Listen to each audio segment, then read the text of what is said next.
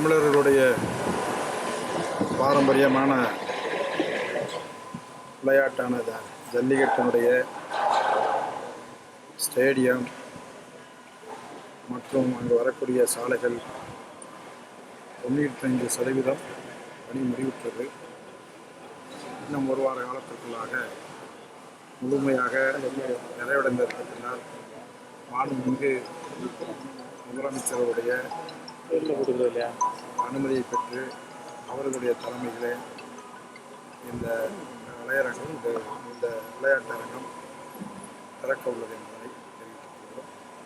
இந்த நிகழ்வு எந்த அளவிற்கு பணி நடந்திருக்கிறது என்பதை மாவட்ட ஆட்சியர், மாவட்ட காவல்துறை கண்காணிப்பாளர், இதற்கு சம்பந்தப்பட்ட பொறியாளர்கள் அனைவரோடு வந்து பார்வையிட்டு சென்றார்கள். சோழவந்தான் தொகுதியுடைய சட்டமன்ற உள்ளாட்சி அனைவரும் இன்றைய போது எந்த அளவில்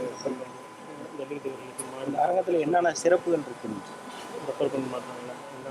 இதுவரை எங்கேயுமே இல்லாத அளவிற்கு ஒரு கிரிக்கெட் ஸ்டேடியத்தை போல எல்லா பார்க்கக்கூடிய பார்வையாளர்கள் எல்லோரும் அமர்ந்து பார்க்கக்கூடிய அத்தனை வசதிகளையும் இங்கே செய்திருக்கிறார். மாடிற்கு பாதுகாப்பாக அழைத்து செல்வது, மாடியுடைய வீரர்களுக்கும் பாதுகாப்பாக இருப்பதற்கான அத்தனை வசதிகளையும் செய்திருக்கிறார்.